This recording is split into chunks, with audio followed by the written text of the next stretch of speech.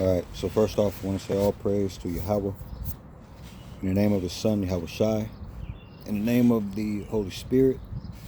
I also want to say double honors to my elders, apostles, and the bishops of Great Millstone.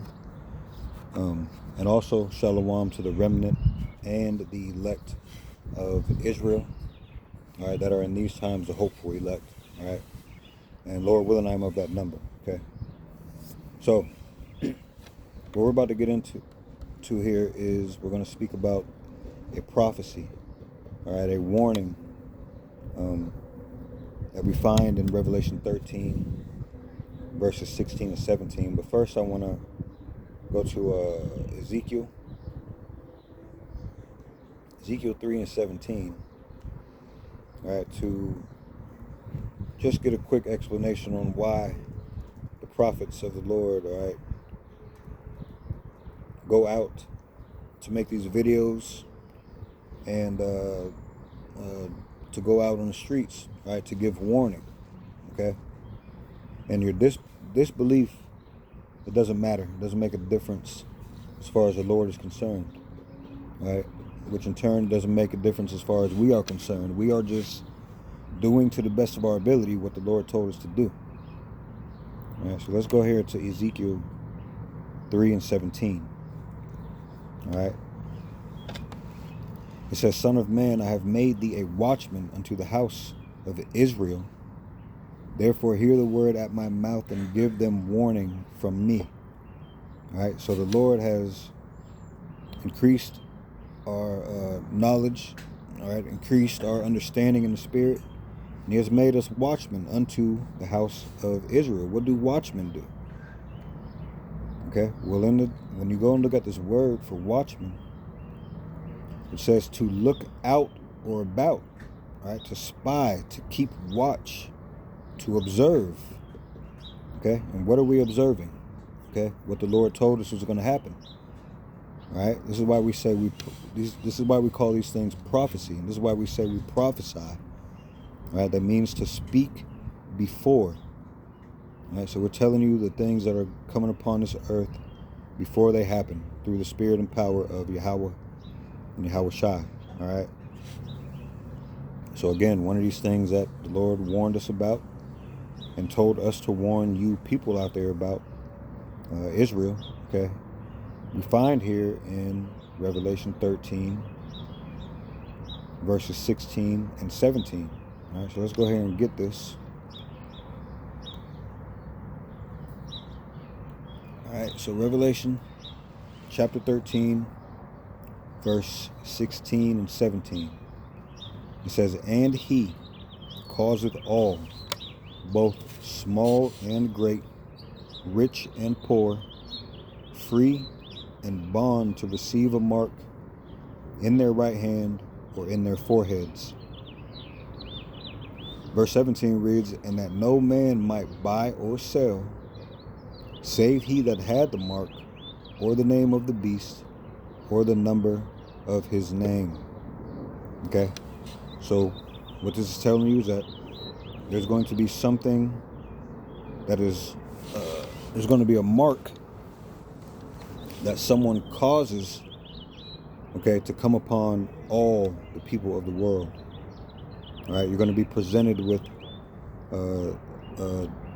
either receiving this thing or not receiving it. All right, and there's going to be consequences either way.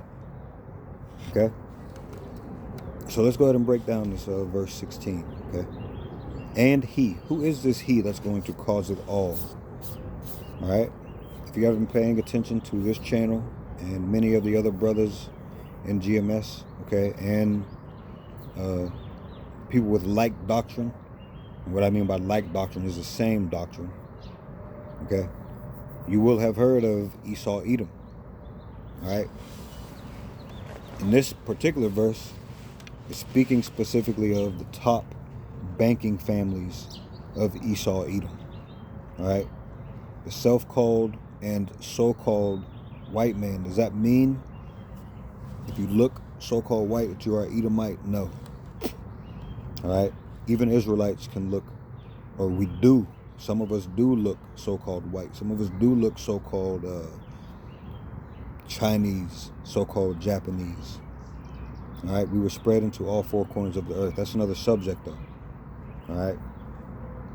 So specifically, the he in this verse is talking about the top banking families of Esau, Edom. Okay. So how is Esau, Edom going to causeth all? And what does causeth all mean? All right. Well, the thing that he's going to causeth all to receive, this mark, is already in the earth. All right. You have to keep that in mind. So what is the difference between this technology already being here and this prophecy coming to pass? It is this word causeth. All right. And when you go into it, the Greek word is poieo. And within that definition, you'll read when you go to look for yourself, as you should. All right. Within that definition, it says to make ready, and so at the same time to institute. All right. Which points to these people being able to cause certain situations to come upon the earth. Okay, which are going to garner certain reactions from the people, and then they're going to be able to present, okay, their solution, their so-called solution. All right, they're going to be able to institute it. All right, the problem or the situation that they cause, all right, that speaks to within that definition. All right, to make ready. The situation that they put you in is going to make you ready to receive this thing. That way, when it's mandatory, all right, a lot of people are just going to go out there and receive it. Okay, so that's what that word causeth all means, and it's very important. All right, because it's telling that this thing is going to be made mandatory. All right, and what does that word all point to? Well, it goes into it when you keep reading. All right, both small and great. All right, different sides of the spectrum. There might be a little medium in there, so you know. Small, medium, great. These are just two different ends of a spectrum. All people fit into this, all right? Both small and great, rich and poor, right? Free and bond, right? To receive a mark, right? So all people are going to be presented with this situation, okay? You're going to have to make a decision again, right? There's consequences whichever way you go, okay? So what is this mark? So I give two examples on this channel, all right? And if you look at other brothers' channels, there are many more than two, more than likely, all right? The two examples I give on this channel, all right? The one for the hand, okay, is Walletmore. Walletmor. That is one word, okay?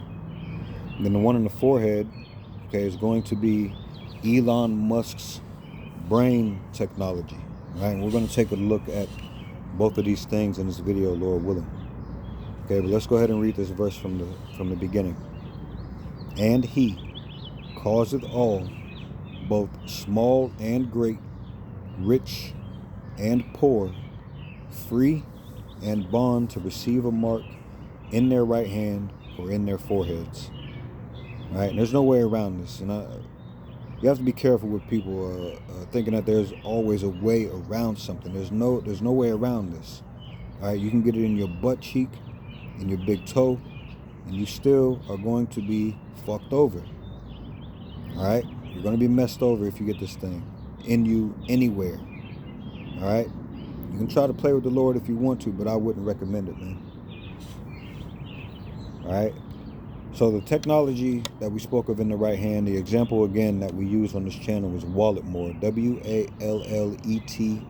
Walletmor, and the other one for the forehead, right, is Neuralink, or Elon Musk's brain technology. Okay, so let's take a look at both of these really quickly here.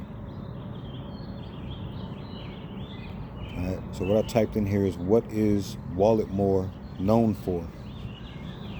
So it says Walletmore is known for creating the world's first globally accepted implantable payment CHIP. Right? We have to speak in code a little bit here. So CHIP, right? The letter C plus the word hip. Put those two things together and you'll understand what we're talking about, all right? So again, Wallet Moore is known for creating the world's first globally accepted implantable payment C-hip that allows users to make contactless payments with their hand. All right? And this points to the next verse, as a matter of fact. Let's go get that. Revelation 13 and verse 17. It says, "And that no man might buy or sell, save he that had the mark or the name of the beast or the number of his name." All right, just to get the beginning of this verse in the NLT, it says, "And no one could buy or sell anything without that mark." All right, so they're going to cause some kind of situation to where this C-hip is going to be the currency. All right, the widely accepted currency, as Wallet Moore is telling you here. What did they say? The world's first globally accepted. All right, so they're right now trying to build a name for themselves. Maybe a lot of people are going to go through Wallet Moore to receive this mark. All right, this C-hip, since they're the first globally accepted. All right, since they're touting themselves as the world's first globally accepted implantable payment C-hip. All right.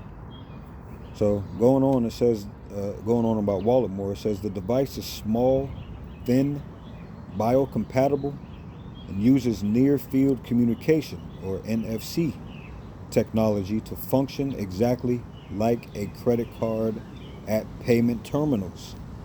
You see, and the whole world is headed this way, man.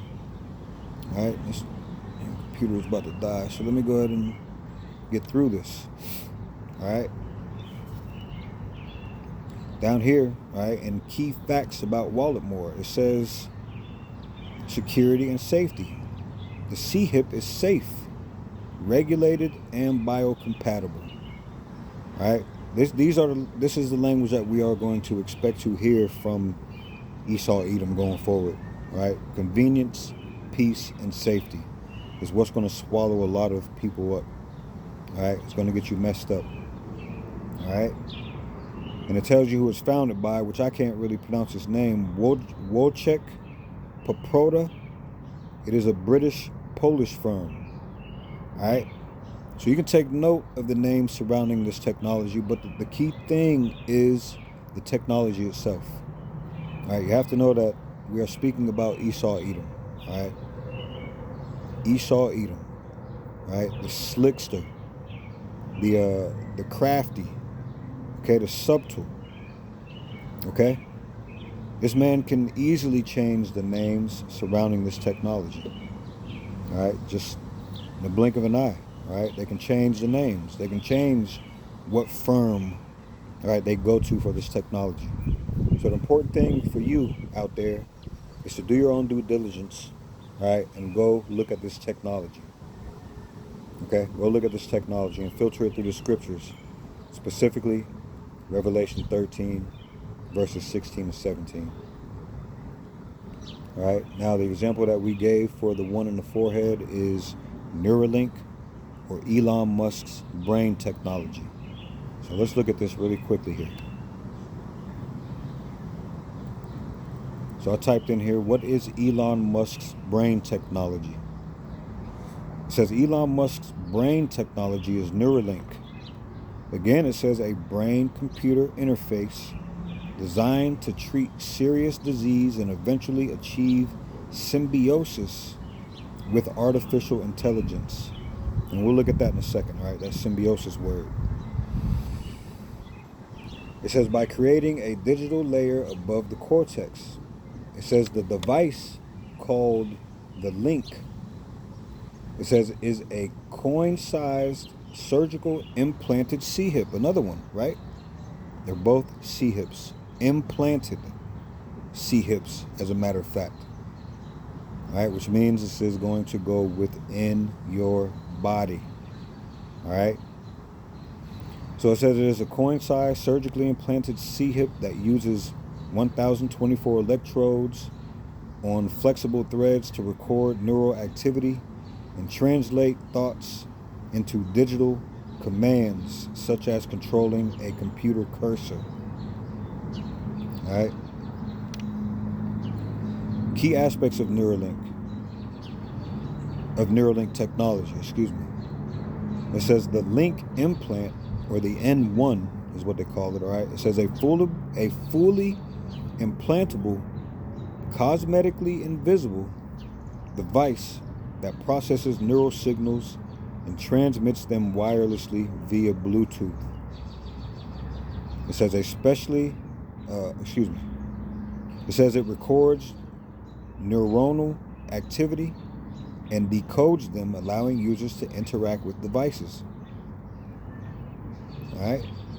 As of early 2025, patients with severe paralysis or quadriplegia have received the implant to control digital devices such as playing video games or using a computer with their minds. Right? Is that worth severing your connection to Yahweh Bashim Yahushua? Now you have to keep that in mind. Right? You have to consider the Lord, right? Because the ones who fall for this, all right, just don't. They don't consider the Lord, right? So goals and applications for Neuralink. It says immediate goals include treating paralysis, neurological disorders, and restoring communication, as well as enabling blind individuals to regain some of their vision. Right? Long-term goals include increasing human cognitive abilities and enabling a direct communication between the brain and digital systems. All right? So this is the plan. This is where the world is going, whether you like it or not. There was something in here.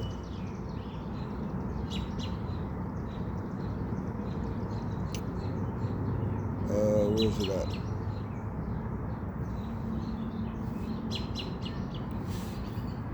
Hold on a second here.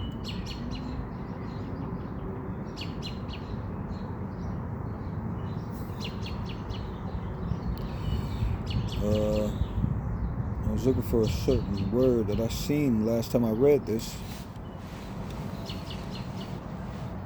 Now I don't see it. Hold on a second.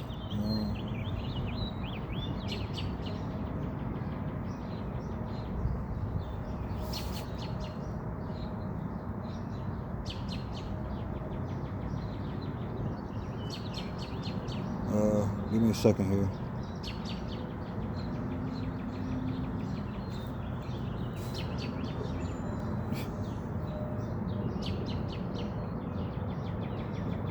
Now I can't. Now this thing isn't saying it. All right. Hold on a second here.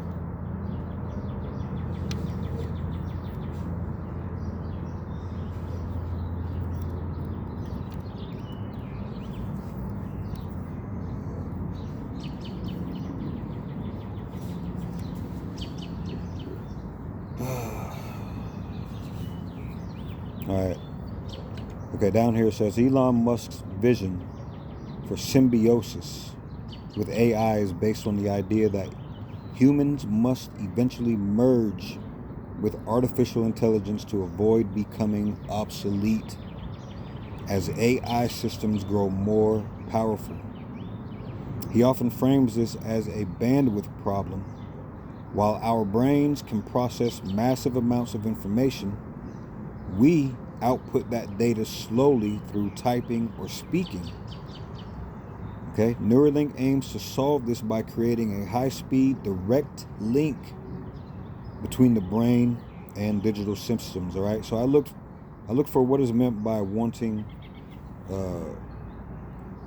to achieve symbiosis. All right, it says when speaking of Neuralink brain C-hips, achieving symbiosis refers to the long-term goal of merging human biological intelligence with artificial intelligence to create high bandwidth, bidirectional, and seamless interface with or between the brain and digital devices. Elon Musk, who co-founded Neuralink, views this as a necessary step for humanity to keep pace with the rapid advancement of AI, mitigating existential risks where superintelligent AI might render humans irrelevant.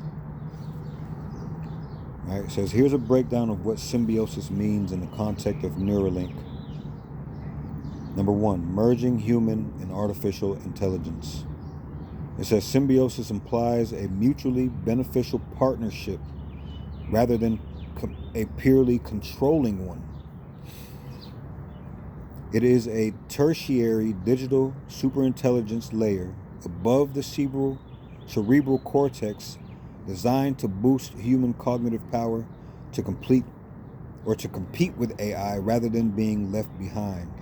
All right, basically, that's a bunch of big words telling you that they want to put this thing in your brain and have you and AI be one.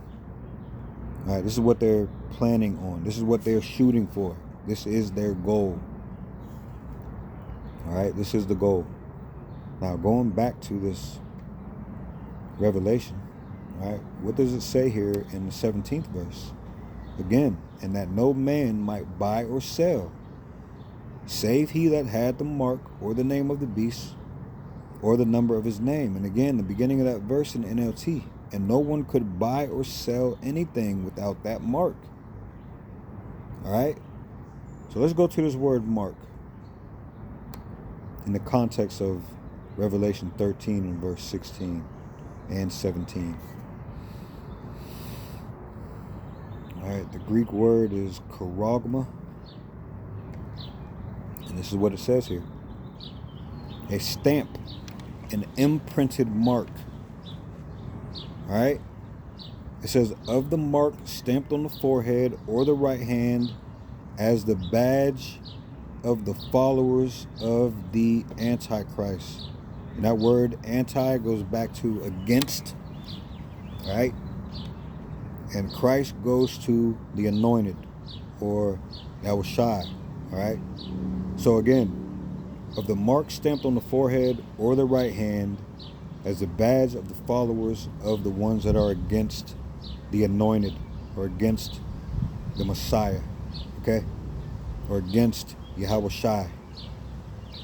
Second definition says the mark branded upon horses, because this is how it's going to act. Number one is pointing out that it's a physical thing. Number two, all right, when you put a brand, when someone puts a brand on something, that acts as a number, right? It acts as a name, right? Showing ownership. Okay? You see? It says a thing carved, sculpture, or graven work. All right? They have to form this thing and then put it in you. All right? Let's look at this root word, because this goes in how they're going to introduce this into your body. The root word is karox. What does it say? It says a pale or a stake, a palisade.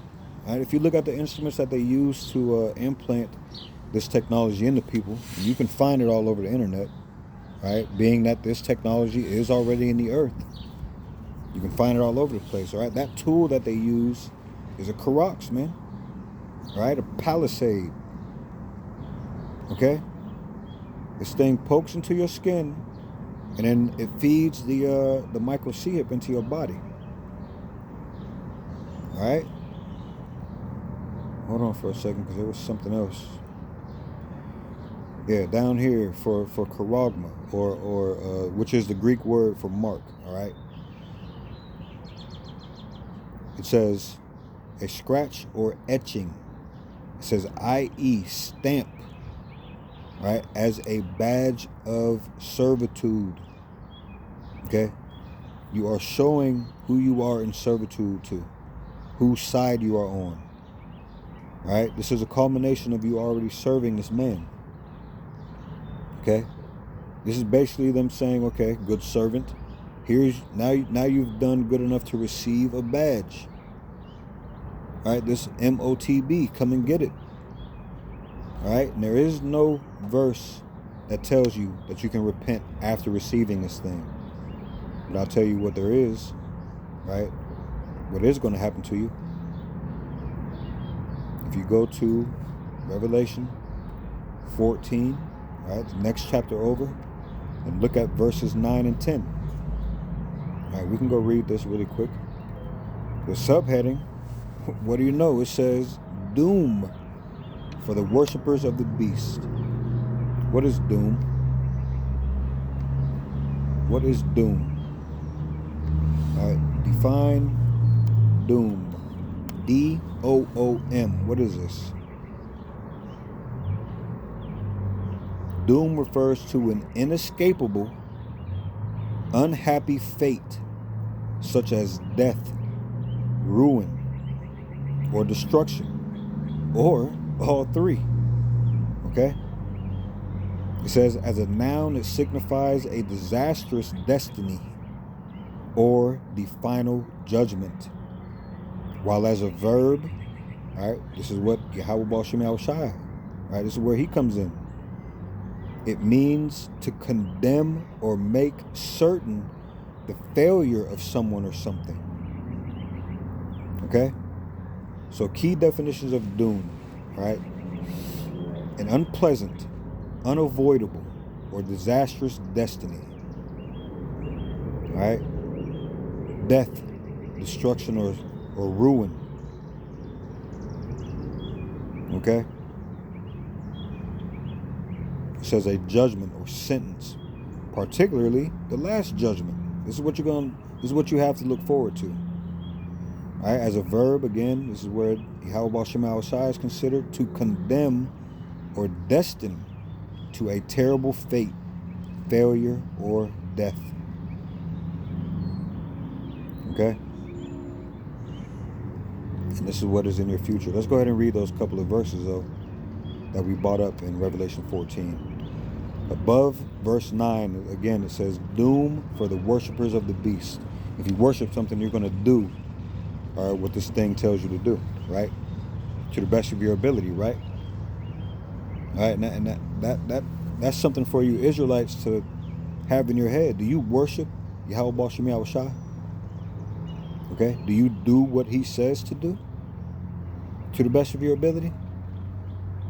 All right, no, we don't preach salvation by works, but when you have faith, all right, there are things that are going to be acted upon to show that faith. All right, it's just not going to be lip service. Okay, avoiding this thing would be one of them. All right. So Revelation 14 and 9, it says, and the third angel followed them, saying with a loud voice, if any man worship the beast and his image and receive his mark in his forehead or in his hand, all right, which is what we just read about, if any man receive that, and that includes you women too, okay, anybody that receives this thing, what's going to happen? All right, Revelation 14 and 10, it says, the same shall drink. All right, that shall isn't like it's possible you will drink. All right, that shall is a you will drink. All right, the same shall drink of the wine of the wrath of Yahweh Baal Shem Yahweh Shai, which is poured out without mixture. Okay, what is wrath? You go look that word up, man. Have some due diligence. Show some due diligence. Go look that word up. Does that sound pleasant? Remember that word doom. I didn't hear anything positive about in that definition. Okay? So you're going to drink of the wine of the wrath of Yahweh and Yahweh Shai, which is poured out without mixture. All right, a straight shot of doom, full strength. All right, which is poured out without mixture into the cup of his indignation. Go look that up. Okay, righteous anger, man. And he shall be tormented. Who's the he? Any man or woman, for that matter, that receives this mark. Okay, you're going to be tormented with fire and brimstone in the presence of the holy angels, and in the presence of the Lamb. The Lamb being Yahweh Shai. Yah meaning he, Yahweh Shai meaning saves and delivers. So if you are getting tormented in the presence of the Savior and Deliverer, who's going to save and deliver you? No one, man. All right. Furthermore, in a couple more chapters over, Revelation 16 and 1. We'll read 1 and 2. Okay.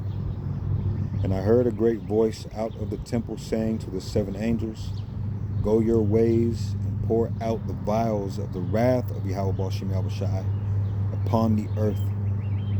And the first went and poured out his vial upon the earth, and there fell a noisome and grievous sore upon the men which had the mark of the beast, and upon them which worshipped his image. Another description of what you have to look forward to if you receive this thing. All right. So I hope that came through as clear, all right, edifying, and Lord willing, okay, we may go into another article sooner or later in an upcoming video, all right? But for now, that should be plain, all right, plain upon tables right there. You can believe it or not, it's not going to change what's coming. So hope this came through as sincere and edifying, and with that, I'd like to give all praise to Yahweh in the name of his son, Yahweh Shai, in the name of the Holy Spirit. Double honors to my elders, apostles, and the bishops of Great Millstone. And also shalom to the hopeful, remnant, and elect. All right, Lord willing, I am of that number. And Lord willing, we'll see you in the next video. Shalom.